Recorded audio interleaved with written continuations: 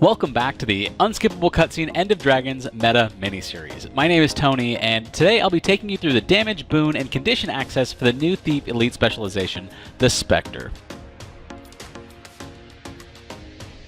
Diving right into it, the Specter's average damage skill power coefficient comes in at a mere 78% of the benchmark End of Dragons spec.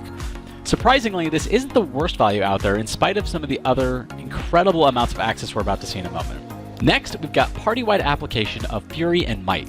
The Specter suffers in both areas here due to the single-target nature of the class. As we're going to see, Well of Bounty is going to help pull up most boon access percentages, even if there's nothing else available. There really are not a lot of sources of Aegis in this expansion, so as I just alluded to, Well of Bounty is enough to push the Specter to the top of the Aegis access thanks to the long boon duration. Well of Bounty is also the sole contributor to protection and resolution here, but there are a couple of skills that also provide regeneration. Unfortunately, like most non-utility Spectre skills, they're single-target abilities.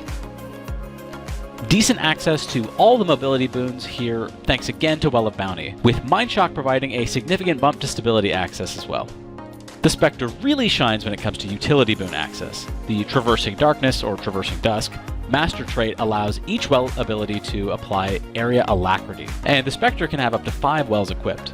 If you're finding this information helpful, please do like and subscribe for more of it. Moving on to our condition access, the Spectre has great access to Poison and Torment. Most other conditions are inaccessible, however. Soft control access for the Spectre is pretty phenomenal. The same ability that provides access to quickness for allies can instead provide slow on enemies. Well of Silence also provides great access to almost all of these day-ruining effects.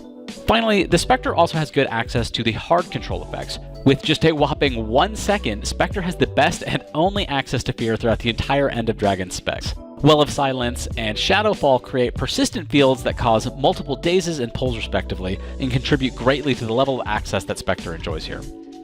Overall, Spectre is one of the most versatile classes not only in the context of End of Dragons, but the entirety of Guild Wars 2. While the Spectre does have low strike damage multipliers, it more than makes up for it in Torment access.